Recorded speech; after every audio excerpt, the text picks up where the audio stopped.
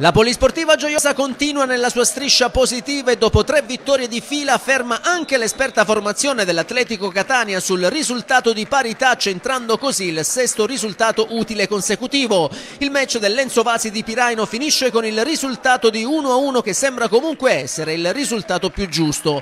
La sfida aperta e combattuta si apre con gli ospiti al tiro da fuori con Grasso, che non trova però lo specchio della porta. Bersaglio che al 42esimo centra invece il Gioiosa quando Franzino su punizione infila il pallone laddove Vitale non può arrivare, firmando così l'1-0 per i suoi e che gli vale come secondo centro in campionato.